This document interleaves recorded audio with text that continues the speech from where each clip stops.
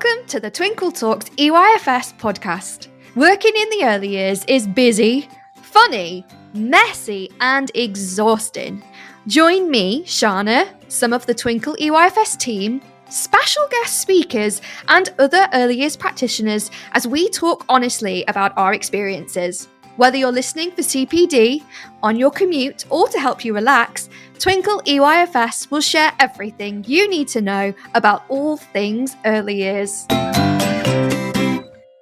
Hello, lovely listeners. It's Shana here from the Twinkle Talks EYFS podcast, here to bring you another episode, which I think you'll find really interesting today. I have been able to speak to Matt from Family about the importance of having those parent and family relationships. But before we get there, we know it's the end of the year for a lot of us, and we wanted to take some time to celebrate you. So, recently on our social media, there was a Thank an Educator campaign where you got to vote for your colleagues and nominate them for some prizes to thank them for all the amazing things that they have done this year. I thought it would be really nice to read some out. So let's take a listen.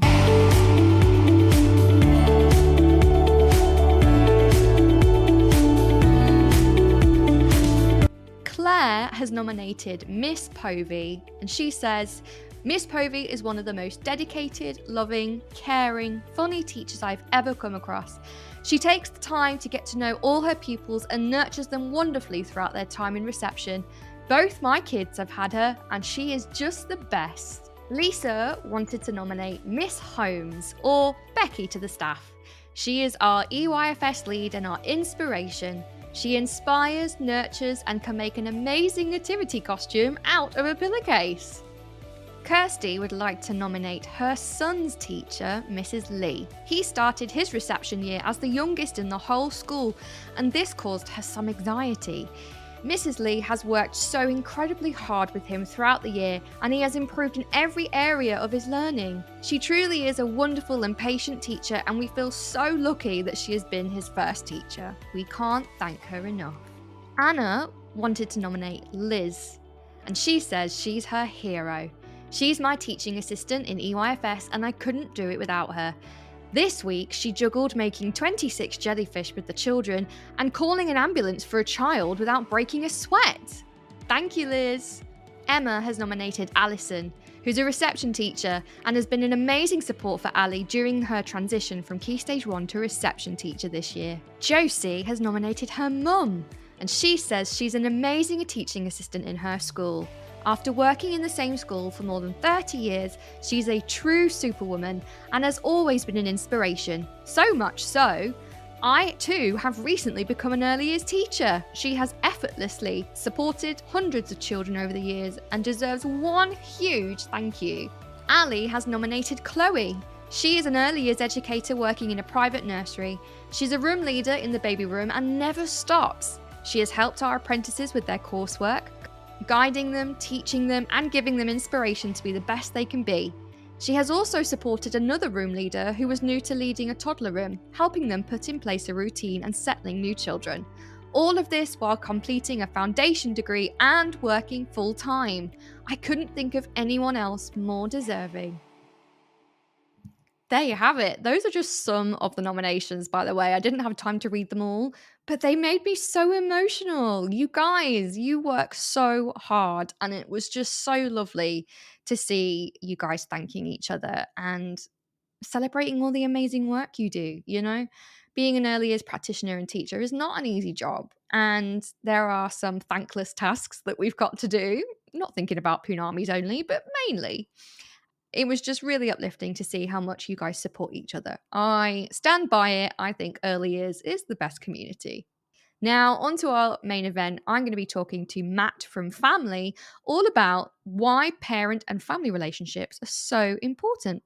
Oh, and I should say as well, I made a little bit of a boo-boo and I've double booked myself. So I work from home, right? And the gas man was supposed to come before I started recording this episode, and they turned up halfway through. So if you hear some weird things going on, it's just me trying to talk to the gas man, making sure that he's all right, whilst also trying to host a podcast episode and record this with Matt. Very embarrassing. Matt was very good. Well, let the carnage ensue.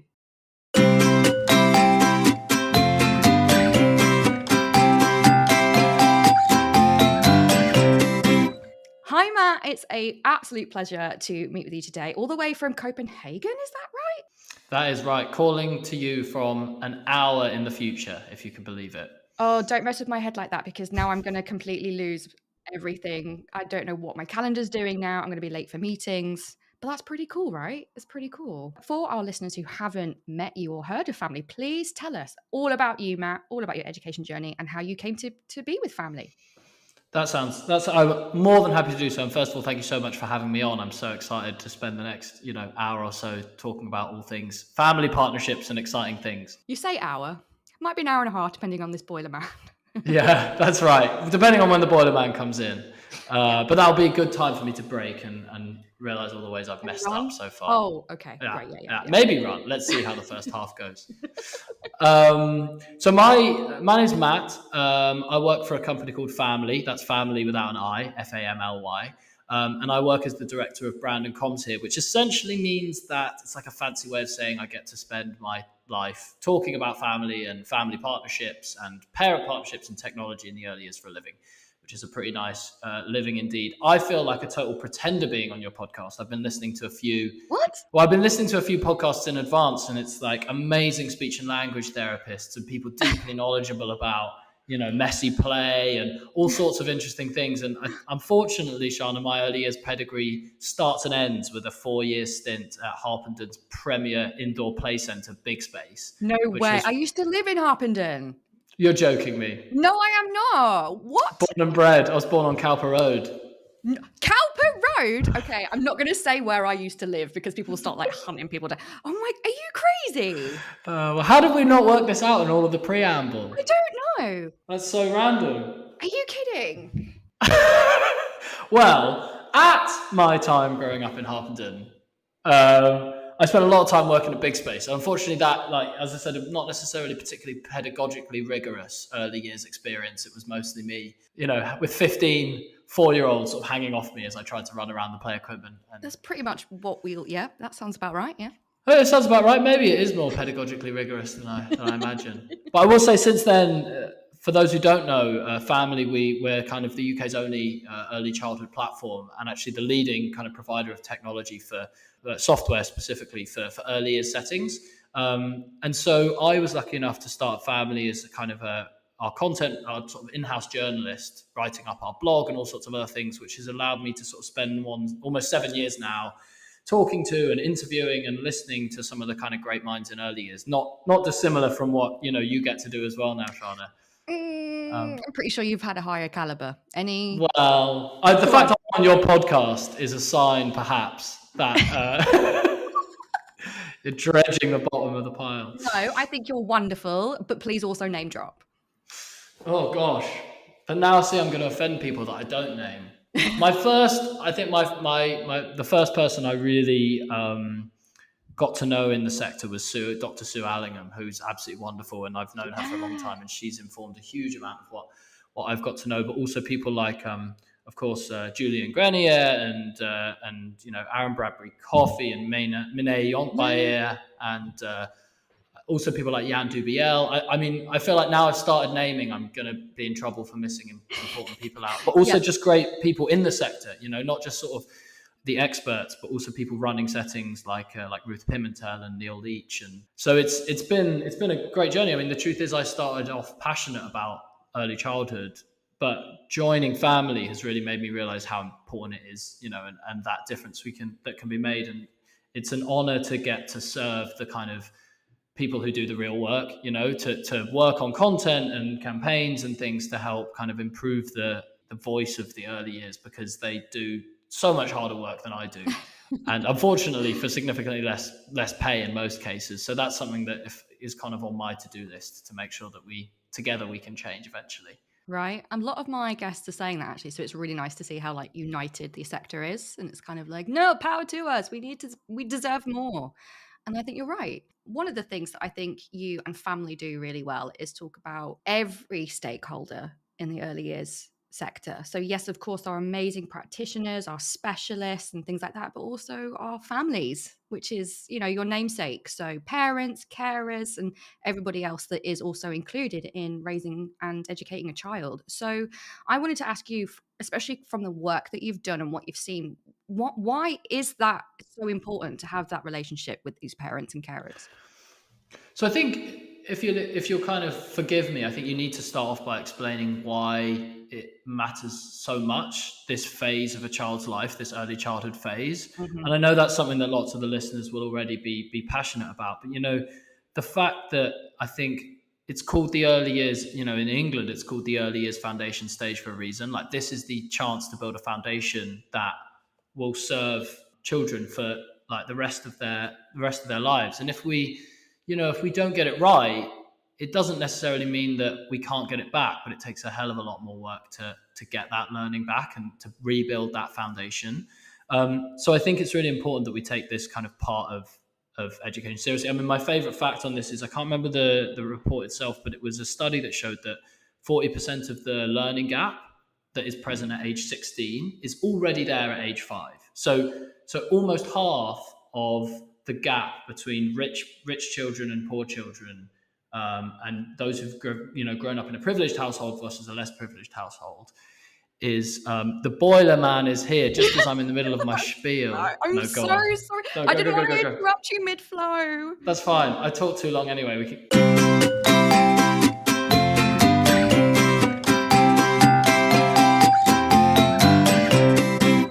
Okay, so yeah, so I'm so sorry, the boiler man. No, don't worry. We're going back to why, essentially, this first part is so important of their life. So the 40% gap in attainment is already at 5 years old. Yeah, 40% of it is already there at the age of 5.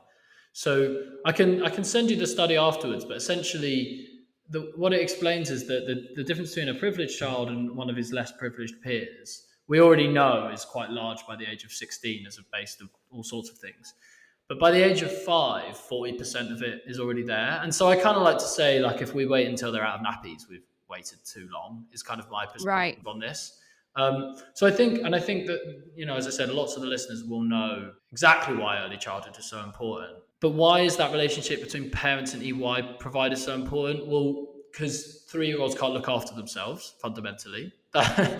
It sounds like a silly thing to mention, but there is providers and families need to have that close relationship because it's a collaborative endeavor. The truth is, if we go back a number of years, like let's say we go back 20 years, most of that kind of early childhood education and care was done at home. Nurseries in their kind of institutional way they're set up right now have not been around for that long.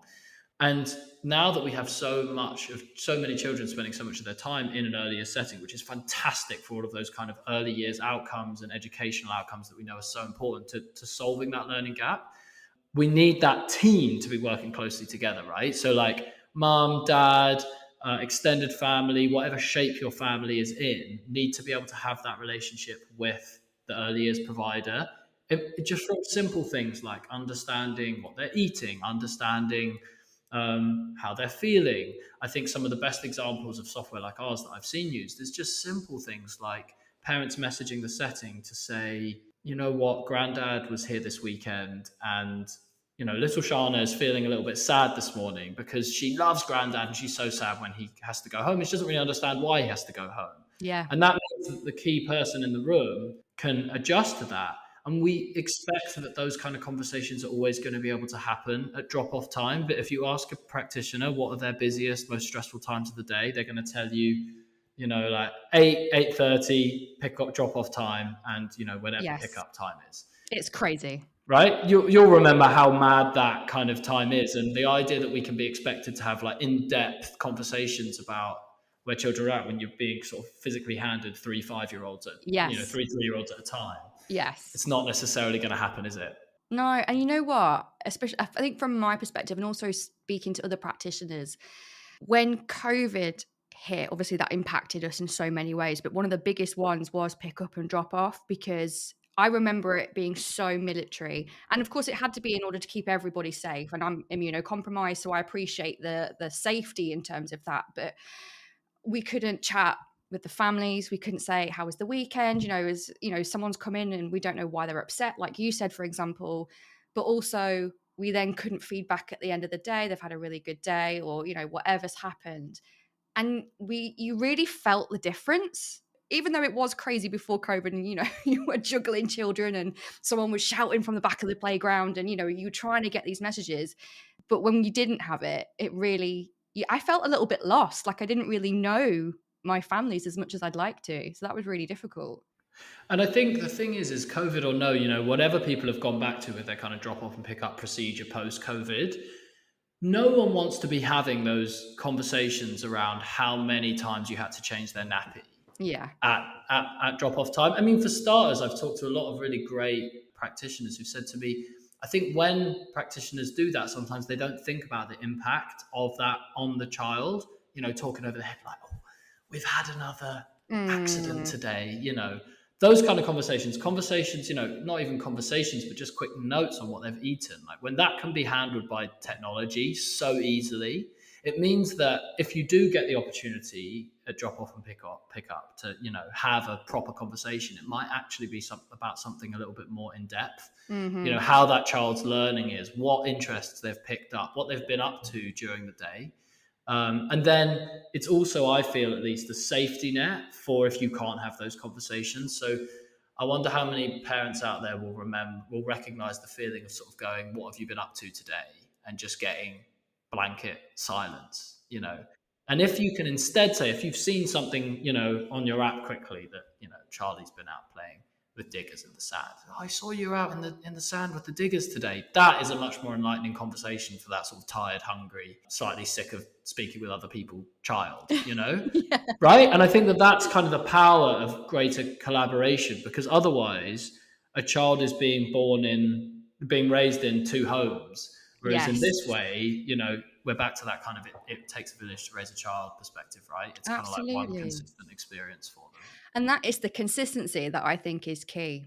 Absolutely. And especially not just for like in terms of practitioners, so they know how to teach a child or to approach a child, and parents, doing the same thing at home, like they always say.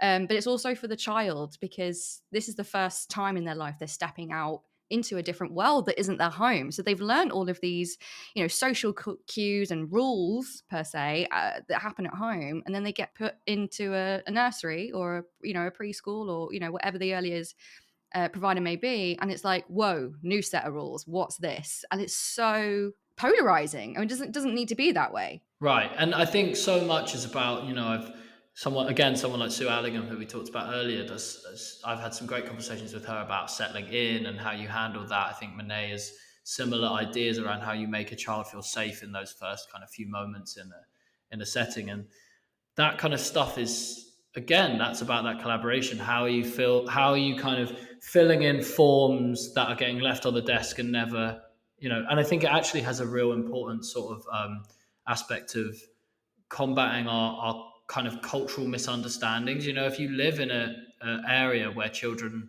have maybe a quite different cultural upbringing or some kind of style at home than you're used to, making sure that your setting reflects their home in a meaningful way, that's such a super important part of kind of anti-racist practice as well.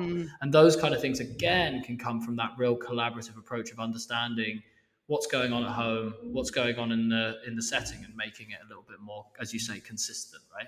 Yeah. And you were touching on some really nice things there about what we can do to promote that consistency. What I'm trying to put into words is that the impact that has on the child, not just in terms of education outcomes, because obviously we're going to get to that and we know that's really important. But what does something like that mean for the child, mean for the family, I think it's just, we know how important that sense of safety and self-regulation is, particularly at the start of a child's journey. As you say, they've gone from spending 90% of their time with a small handful of people to being around. For the first time, I have a lot of my friends who are kind of have children starting, what we call Børnehave out here in Copenhagen for the first time. And it's, of course, shocking when you talk to them and you realize, yeah, this is a huge change for that child to go from spending all their time with, people they know really well, to suddenly lots of other children their own age. I think particularly in the kind of wake of COVID, where so many of the children didn't get any of that socializing. Yeah. It's a huge change, and the more we can do to make those children feel welcome. And I don't want to, I think it would be completely wrong of me to suggest that somehow like technology or what we do at family is the only part of that. I've seen incredible practice out there that has been going on for decades before technology, platforms like ours even existed. But the more we can do to make that settling in process better, the more we can do to make it more consistent between home. And as you said, outcomes, the more we can share child interests, super, you think about all of those wonderful schemas that parents don't necessarily even understand themselves. They quite often think the child's being naughty, that they're putting mum's shoes on rather than realizing they're developing an enveloping, schema. Literally recorded an episode about schemas with the CPD team last week, and it was hilarious. I feel like I'm coming from the parent view. Yeah, it's like, I think that does still sound like bad behavior to me, but it's like there's no such thing as bad behavior, right? No, it's not. Just, and I think it's that interesting perspective of like, that's where, when it comes to, for me, and this is again me getting on my high horse, but like all of the problems that we have in early years, whether it's a lack of funding and therefore how that filters down to the wages that staff get paid, how they're understood in the wider society, it all comes from respect. Mm-hmm.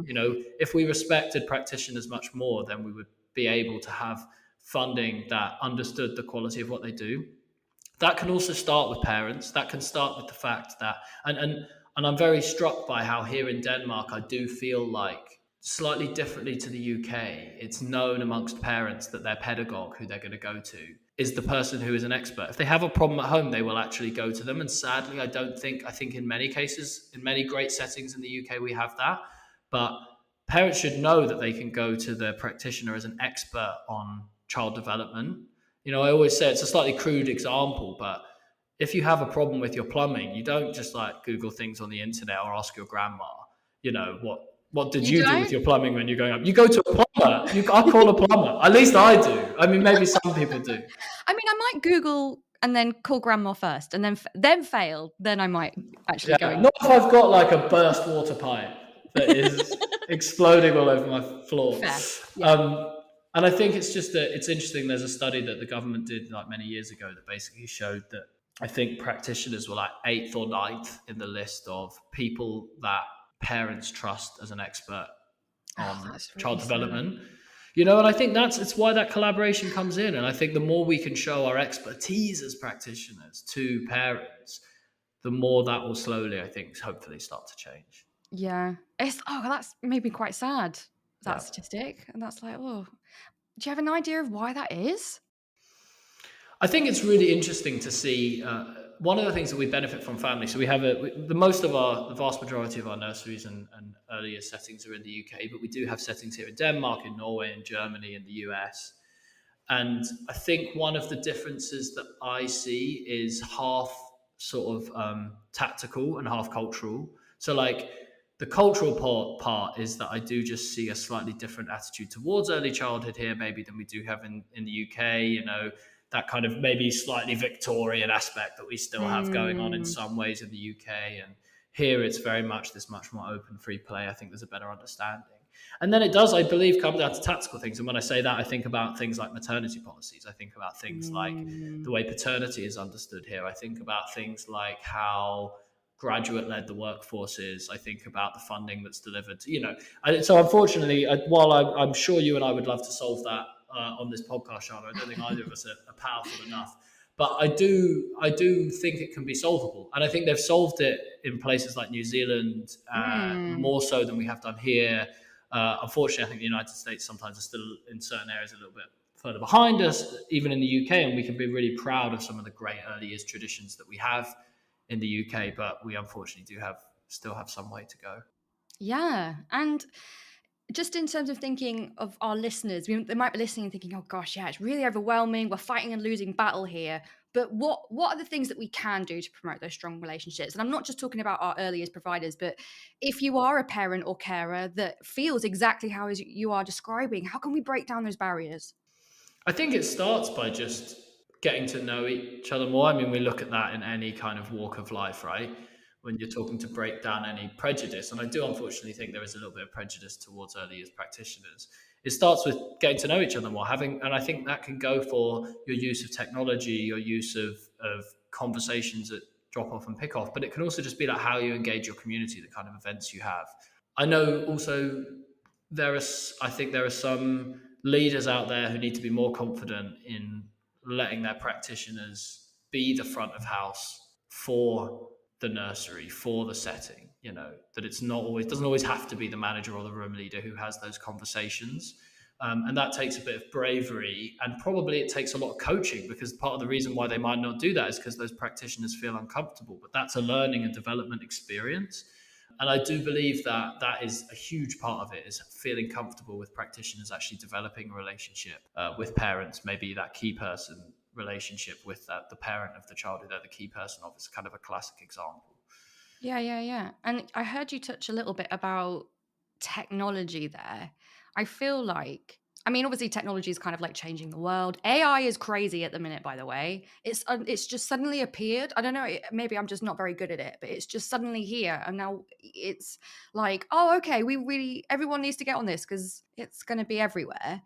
But I think technology from a personal view has really changed how the early years sector works, because like you're saying about that communication with parents and carers and things, it would, used to be just through voice and through verbals or writing notes, but now we've got like online learning journals, we've got email and text messaging services, all of these things that we didn't have before, and of course your platform. So how do you think that's maybe evolved the early years sector or not? How do you think the relationship's gone with that? I'd probably say that the changing early years sector has actually evolved the use of the need for technology. So I think occasionally, I come up against someone who says like, it's all well and good what you're doing at family, like it sounds great, but wasn't it really better back in my day when like parents were parents and practitioners were practitioners and we just left the kids at drop off, and I don't want my practitioners spending time taking photos of kids all day, for example. And I think one of the things I always say to contend that is like, in the late 90s and the early 2000s, before we really had like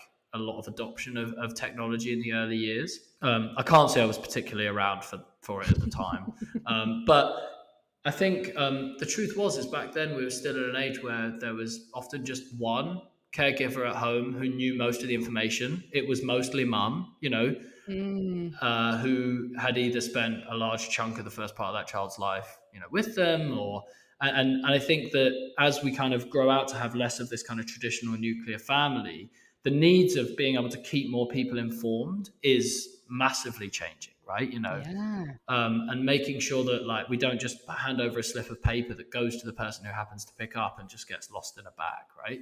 So I think there's that kind of like changing nature of the families that we work with that is massively for the better, right? Like you see the workforce participation of mothers in this country and women in general improving. That is a huge, that we need to change that and need to keep changing that.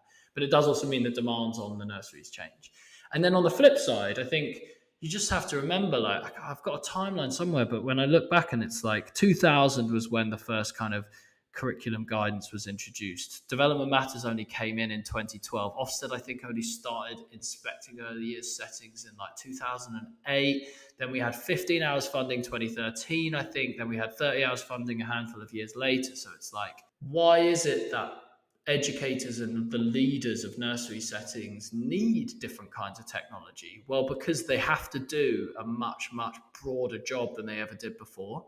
Yeah. And that's why I say you kind of go through these phases of like the paper era, and then maybe the kind of like technology's just started to come in, like emails. And then you had some of our, the kind of nursery management software era where maybe you had some of these database tools, yes, administered like clever spreadsheets kind of, right? And what I would say now is that we're in the collaborative era, right? We're in this, what we call the early childhood platform era, where it needs to be software that is centered around the child, that is centered around the parent or the family member, and the educators and the managers kind of collaborating together. And that goes more to more than just messages back and forth, right?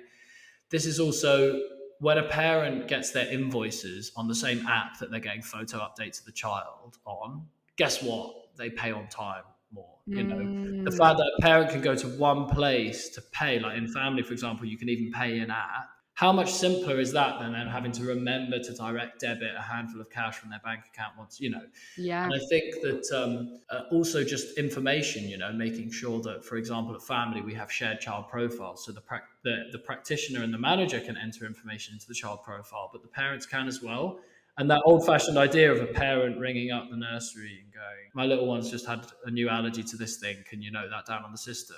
Yeah. That is an unnecessary point if the parent can just input that directly. That's where I think it's about saying, one, the needs of collaboration are different, and two, practitioners and leaders are under more time pressure than ever. So whatever we can do to make their lives simpler, the better. 100%. And I was also, as you were talking, I was thinking how unique the job for early years practitioners and teachers are compared to, say, national curriculum or primary or secondary teachers. Like, there's so much documentation for the practitioner and the parent. There's so many things that you've got to do, into, like you say, pay the invoices for your providers, or fill in the forms every term to get your free 30 hours, or fill in the form to go and get the milk cartons every term, or just things like that. And it's really overwhelming. And I can imagine as a parent doing it, maybe even for the first time with your first child, is kind of like, whoa, like this is a lot.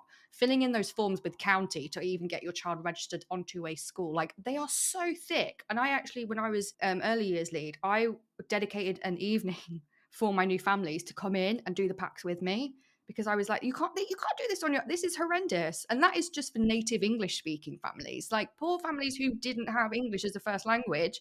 They just came to me crying, and I was like, let me Nightmare. help you, and it's all, like you say, it's all in different places. But if we have it in one central place, like I'm guessing family do, right? So tell us more about what family do in terms of solving that issue. Yeah, so I guess it's just even simple things like, we're just actually tomorrow releasing our new like registration forms feature, where basically nurseries can set up a website form where parents submit a few bits of information, super simple, that goes straight into family, and then that sets up on your kind of wait list. So you have the understanding of what the child's needs might be. And then if you choose to sign up that child, you just click a button and that then becomes their child profile in family, right? Oh, We wow. also work with, integrate with solutions like Funding Loop, for example, who are a huge help in making 30 hours like claim process significantly easier. And we have more to go. Like, I would love for us to have the opportunity to work closer with government. Unfortunately, as you might know from your any experience working with government, they tend to be pretty uninterested in trying to solve some of these things. I think the best luck we've had is working with Ofsted and the DFE in the past on some of the kind of child development side to get some of these forms and things that you need to fill out a bit simpler. Because you're right, it's overwhelming for parents and it's overwhelming for educators who frankly should be spending their time doing something else, on the floor with the children. I have an onboarding session here with all new starters at family, our new employees, because of course we hire people with early years experience and people with zero early years experience. And I have this one slide that shows all the things that people in an earlier setting need to do, and it's like they need to be early childhood development experts, they need to be first aid experts, they need to be dietitians, they need to be dentists, they need to be they need to understand the rigors of business and how to run a profit and loss statement, and they need to be marketeers, and they also and the list goes on and on and on and on. Yeah. And anything we can do to grab some of those things and go, we'll take that off your hands, the more they can focus. Because I think the truth is that most people, whether they're leaders or whether they're practitioners, they get into the sector for one thing, and that is to make the lives of those children that are in their setting a better place. And the more we can get them to focus on that, the happier and the better the world ends up being. Just stick it all on a t-shirt. It's probably not a t-shirt big enough for that speech, but that was Unfortunately brilliant. not. That, I mean, if it can be made, it will be done. I'll guarantee that. But it so hits the nail on the head. Like, it's just a lot, and we do need help. And that's why we've got people like you. And hopefully, I hope people feel like Twinkle do that as well, in terms of supporting parents and practitioners, planning, assessment, and things like that. But speaking of assessment, there is one thing that I feel like maybe technology has not necessarily demonized, but it's been used, should I say, as a way of hyper focusing on numbers, turning children into data.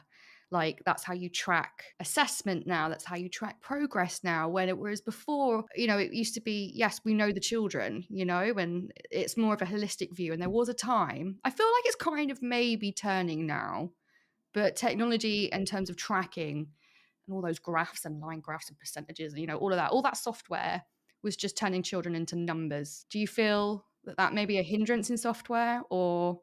Absolutely. I'm gonna have to remind you to do the hand signal that you need to do when I go off for too long, Okay. because on this one I'm incredibly passionate about this particular topic, and it's because when the new EYFS came out in England a handful of years ago, we saw it as a bit of an opportunity to change the way that software was doing things when it came to kind of tracking and assessment. And the reason why is because if you'll think back to 2012 when Development Matters first came in, and actually it's really interesting, we did a documentary on this that we made with a few different people about the kind of, we called it the EYFS tracking lie. And it was about how it was that we came to this point that, we were kind of essentially ticking off statements in Right. Development Matters as some kind of idea of progress. And when you look back at the history of it, it makes total sense. First of all, we had the desired outcomes, I think they were called. And they were just desired, they were just kind of a goal to maybe get to. Then they became early learning goals. Suddenly now we're actually trying to get somewhere. And then rightfully so, practitioners said, okay, well, we need to get these children to this goals by the start of, by the end of the EYFS. How do we get there? And then you had a wonderful document like Development Matters come along to explain some of those stepping stones that might get the child there. And of course, despite saying it on every single page, it was naturally used like a checklist. It was turned first of all by companies into kind of like printables, and then software came along. And then when we came along in 2013, we just thought that was the way it was done. Yeah. And I remember back when I started a family, I was like, I'm not 100% sure that this is exactly right. And the Danes working in the office would go, these English people are mad. Like, in Denmark, they just send your kid out into the forest with a knife and a blowtorch and like, just see you later sort of thing. Brilliant. And in England, it's like, we must tick off 3 kick a ball to prove that the child has the kick a ball skill, And I think for a long time, practitioners knew this was a sort of weird way of doing things, but we became quite beholden by it. And you have the kind of technology is playing a part in that. I think Ofsted played a big part in it historically. I think local authorities played a big part in it historically, of asking for this kind of tracking so that they could prove certain things were going on, particularly with children with special educational needs and disabilities. Anyway, and so it's my point being is when we did that documentary, it was like, oh, it was perfectly explainable why we've got to this stage. Like, it makes total sense why this expectation is now there. But when I hear almost every single practitioner and leader I talk to telling me this is totally wrong, I think it's time to change. And so we worked, I think that desire to change, it was already there in the EYFS reforms in 2020. I think Ofsted were actually very, very clear on their desire to change that as well. But we actually worked quite closely with both of them, both Julian and with Ofsted, and also with the team behind Birth to 5 Matters, to develop our new approach. And I sort of summarized it in one sentence, and that was like, we want technology to help practitioners to share, note, and understand child development without interfering. And the point of that is to say, practitioners are not memory sticks. It's okay to write things down, whether that's post-it notes or whether that's observations in a platform like FAM. That's not a problem. It's a great idea to share with parents, back to the collaborative angle that we've been talking about for the whole time. Like, sharing child development with families is really important. And also, we definitely need some things to help them understand child development. And so we kind of rethought it. And now in family, you can only tag broad areas of learning, areas of the EYFS, rather than specific statements in your observations. You build these more kind of holistic assessments, maybe once every 3-4 months, together with the maybe a key person would go and do it with their room leader about a child to kind of understand broad development. We got rid of all tracking and now just have kind of generic progress reporting that comes from those assessments, where we ask people things like, do you feel like the child is progressing well or needs some extra support in this area? And all that has kind of come together and I think in that way, we've also hopefully led the industry a little bit. Now we see a lot of other software companies also falling in line. And at the end of the day, it's easy to blame the practitioners or the leaders for how they're using the tools, but the tools need to be correct as well. And, we know that the things that we use have a big impact on how we do our practice. So hopefully we've kind of played our small part there in reversing that move towards, as you say, making every child a number. Yeah. And you know what? I also feel like a lot of it comes from misunderstanding what the early years sector is. So, hello. Hello. Oh, you're amazing. Thank you. Do I need to tell my landlord anything? No. All right. Thank you. You're the best. Thank you. What was your name again? There'll be like a little thing that'll say, how did I do, right? Well, if they do, I'll say that you were very flexible, and I'm very sorry for not being there. All right, you take care. You too. Right, bye. I am such a terrible host. You're just like the nicest person I've ever met. What? Is how I feel from that. Like, you're just every time you're both so nice to me and so nice to the poor electrician who's come. I feel bad because he's just doing his job and I couldn't be there and be present, I'm like, oh no, I do care about you and I appreciate your work, and I'm really sorry that I double booked myself by accident. But thank you for sorting my gas central heating. I'm glad that my house won't blow up. Yeah, that is important. Right. Vitally important. Right. And also thank you to you for being so patient, and I'm so sorry. This is ridiculously unprofessional. Like, not even slightly. Unperks of working from home sometimes, right? Telling me. It's like, oh yeah, you have to juggle everything at once, and I didn't do it very well. So what I was trying to say was the misconceptions of how to use tracking, like you're talking about, has stemmed from perhaps bodies or groups of people that actually don't understand how the early years sector work. And it's like, child development isn't a tick list. That's not how life works. That's not how children develop. There are so many peaks and troughs that are that's why we've got that whole unique child part, right? It's that, and especially in the first 0 to 5 years of life, like, you can't standardize a child's progress because that's just not how the brain works. Like, the brain is such a complex muscle, organ, brilliant thing that in the first 5 years it's working itself out, and that's fine. But it then got to that point where maybe it wasn't understood that that's how it works, or there was a fear of, oh my gosh, things are so widely different, it makes it look like we don't know what we're doing, let's try and standardize it and track it. And then it's kind of led to that point to where we are now. No, I couldn't agree with you more. I was just going to say, I can't remember which way round it was, but one of the documents, I think it was the new Development Matters, talks about learning as a spider web, and I think it's Birth to Five Matters that talks about it as like a ballroom dance. And I think they're both true, but it's like, either way, it's not a ladder, Yes. It's not like 1 step, 2 steps, 3 steps, and then once you do this, you do this, you do this. And I think that what I love about there's a great story that my colleague Julia, who's a level 3 qualified practitioner, worked in the early years for a number of years. She said when she was a young practitioner had this story where a child came to her and her kind of colleague and said there was a one of those time glass things, and he said, look, it's time, and like, that's like, for a 3-year-old, sort of like a borderline, I don't know, like PhD level, like, that is a real wow moment. Like, what a concept that they've managed to get across there. That should, like, if we think about observations as wow moments, that is a wow moment, right? And Julia went back and had a conversation later with the other practitioner who was that child's key person. Said, oh, you're going to write that up in an observation? That's so exciting. She said, oh, I had a look through like the ring binder of Development Matters and like I couldn't find it anywhere. And I think that is the biggest issue with this kind of checklisting. Like, it does an okay job, but what do we miss out on because we are so focused on that one thing? Absolutely. And I have to say, I fallen victim to this when I was a teacher and a practitioner. And it wasn't sometimes always, oh, I can't find the statement for it. It was sometimes, oh, well, we've got enough observations in that area. What about this one? And it's like, you had to check yourself and be like, oh my God, what am I doing?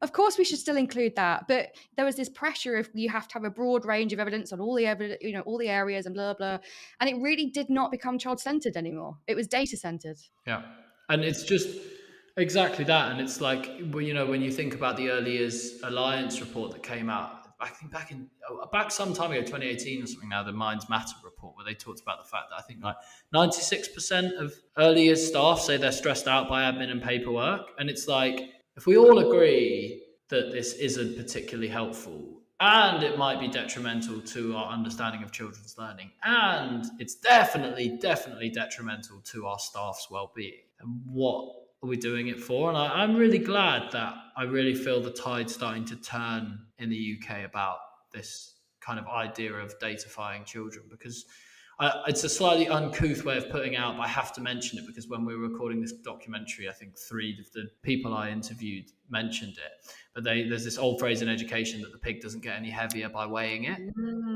I think it's such an interesting point. It's like reclaiming assessment in order to understand the path forward, not just weighing children for the sake of weighing them. That's a really powerful image. I think that would be quite good. That could fit on a t-shirt. Let's do it. Done. We're going to sell thousands. This is great.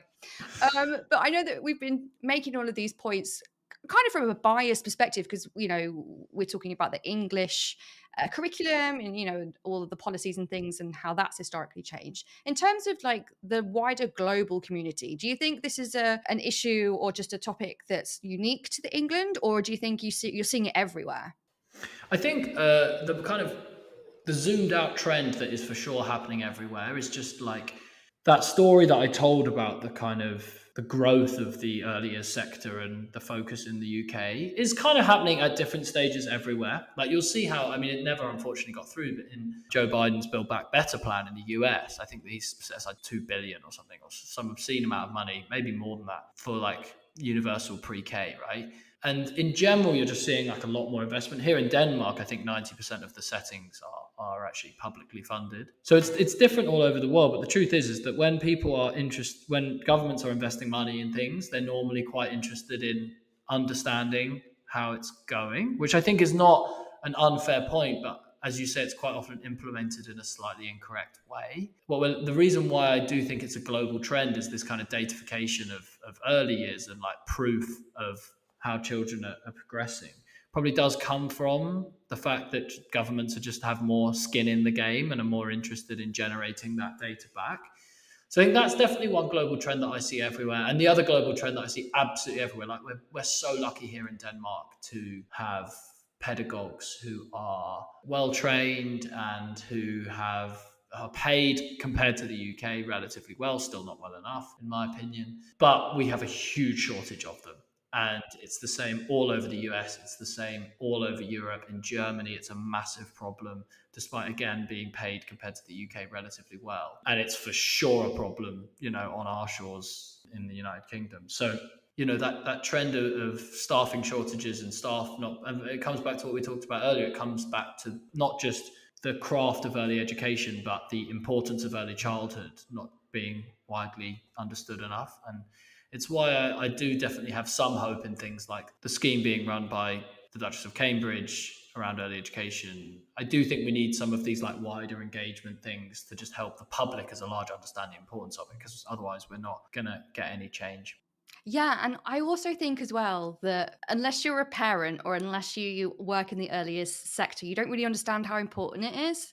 Like businesses and companies should be involved in this too, because we are literally building your future, you know, employees, your future CEOs, your future self-help starters. You know, like it impacts everybody. So I think everybody should. I don't know, maybe I'm just getting on my soapbox here, but everyone should pay attention to this sector. No, and I totally agree. And I think I don't have any children myself, but it's something that I feel like sometimes I'm the only person who isn't a parent who cares about this stuff, you know. And I totally agree with you. I think it's something that we really need to get more people interested in for like social justice reasons. It's that thing, if we wait until they're out of nappies, then we've waited too long. We need to get started earlier so that we don't have to spend a bunch of money. One of my other stats I love throwing around is we did a little bit of analysis on the kind of level of funding of the early years sector across the OECD, which is basically a fancy word for like the rich countries throughout the world. So this is even in like the richest countries in the world. They spend 40% of the funds that they spend on early years compared to like all later education. So while they're investing in Bunsen burners in university laboratories, we're not investing at the stage where it's most impactful. And for me, that is just wrong, because we know that the work that we do in the early years is the one that has the largest impact on the kind of later trajectory. And if we can get that sorted, then I think we'll just have a lot less problems on our hands. Mic drop. The end. I love I it. won't drop my mic because it's is it a bit expensive? precious. Yeah. I don't know yet. It's not mine. I borrowed it, so I don't really want to have to give it back broken. Oh, yeah, no, let's try not to do that. Okay, well, on that wonderful note, how about we end our episode with a little bit of fun? You've taught us loads. I feel very empowered. I feel like, and I hope our listeners feel like that too. Like, yeah, look how important we are. But also, I hope that our parents listening feel that as well. And together, there's no stopping. If we all work together, we build that community, then we will take over the world. Absolutely. That's right.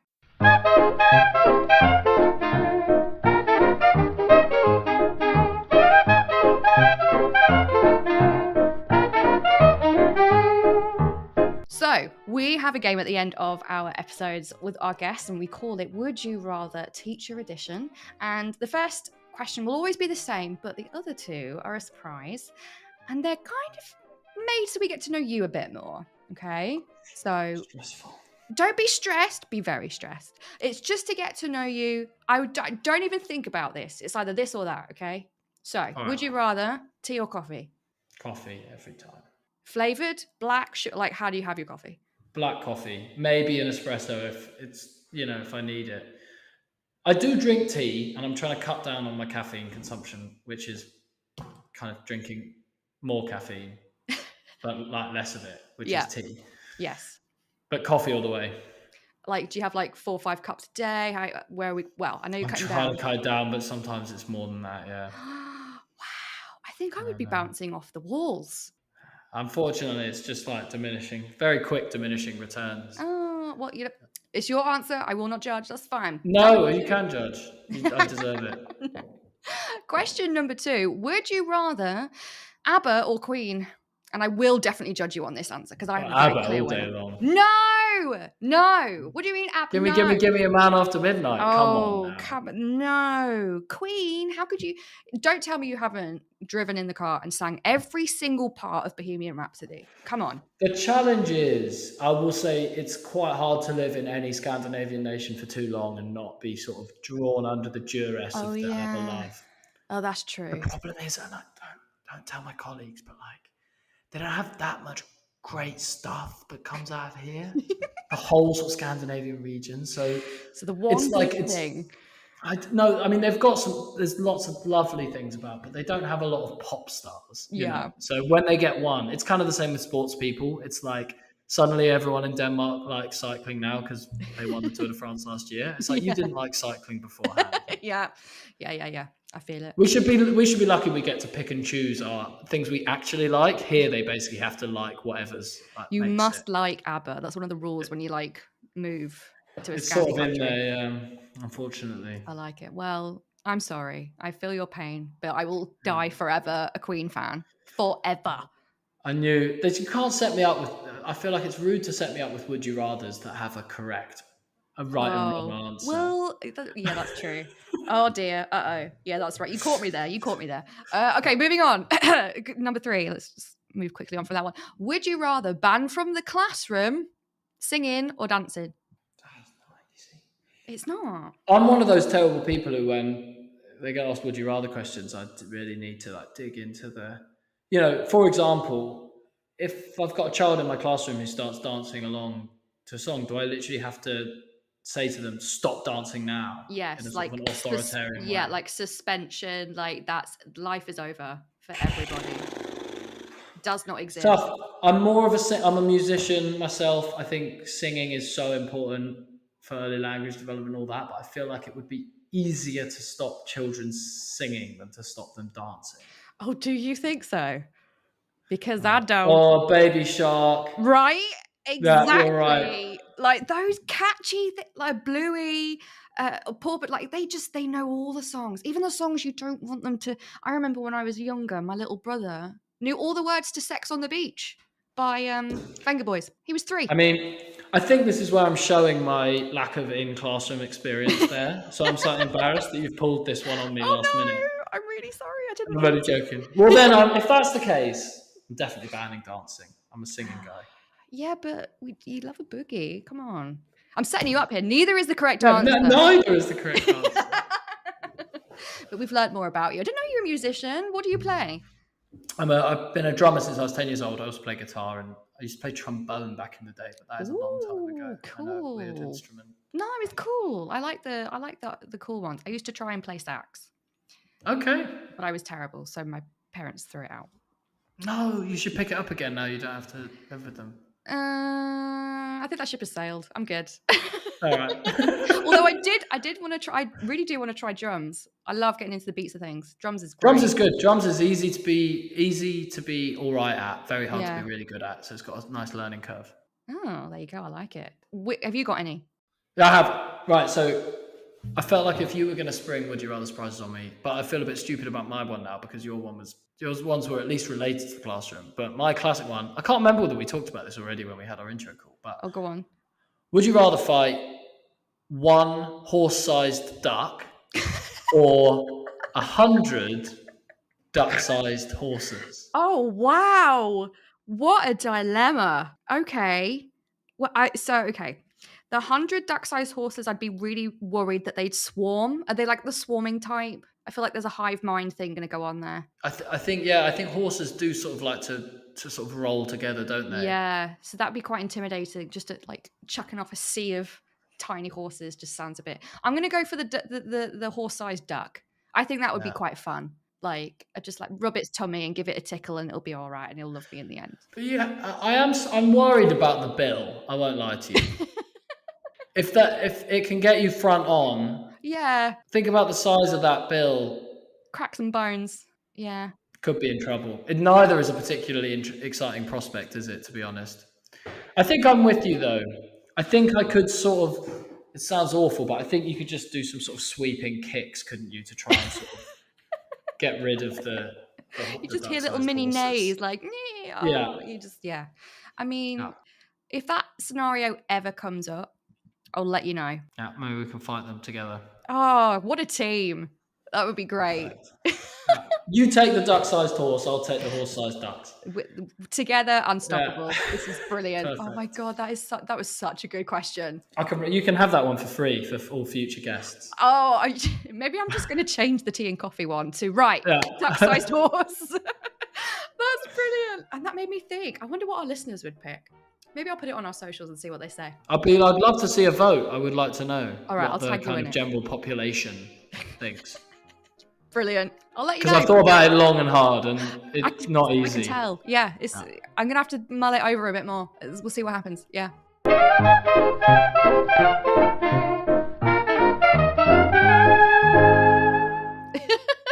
Oh gosh, Matt, it's been so much fun talking to you. Thank you for coming on. Before you go, I feel like you've brought up some really cool topics and our listeners will probably want to know more. So where can we find you on socials, on your website? Where can we find family? And have you got anything coming up that our listeners can join in with? Absolutely. The best way to find really anything about us is just to Google family without the I, so FAMLY, and then Google will say, did you mean family with the I? And then you say no.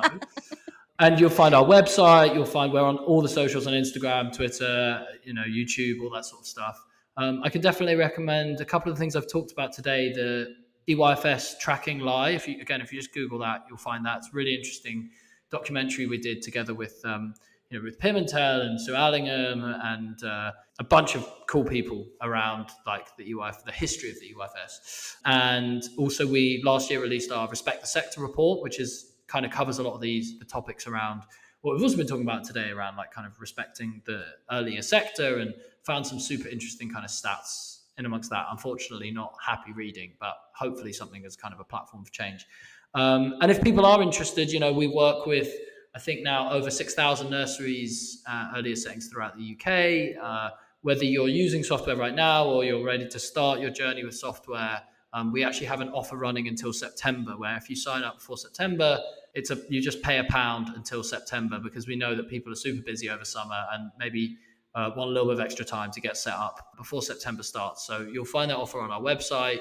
Do go and check it out. People are happy with it, and that makes me the worst marketer ever. That's the best I can say.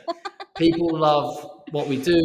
Thankfully, we're totally indebted to the wonderful hundreds and hundreds of thousands of customers that we have. So the best proof, I think, rather than me trying to sell it to you, is you can always find reviews of us online, and it's almost entirely people saying lovely things. So if you are interested in changing, then please, do go and check us out. And I'll put everything that you've just said as well in the episode description, so you're just a click away. Nice. Look at that. Amazing. Thank you so much again, Matt. Have a wonderful afternoon, evening in Copenhagen. Are you forward or behind? We're in front, but it's that tricky time of the day, right? We had a conversation with my friend the other day about this. Like, when does the evening start in summer? It's definitely later, but how later? Right. 6, 7? Let's put another vote out. Let's put it to the people. If in doubt, we'll get the data on the horse-sized ducks and when does evening start. And the most important questions that we need to know. Yeah, absolutely. I agree. Have a wonderful day, Matt, and hopefully I'll get to speak to you soon. All right. Thanks, Shana, for having me on. Catch you soon.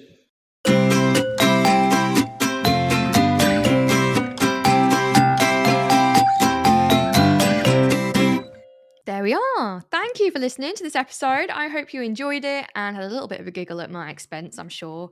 I am definitely going to put that horse duck question thing on social media. Let me know what you would pick to fight. But that's it for now. I hope you have a wonderful day, whatever you're doing, and I will speak to you really soon. Goodbye.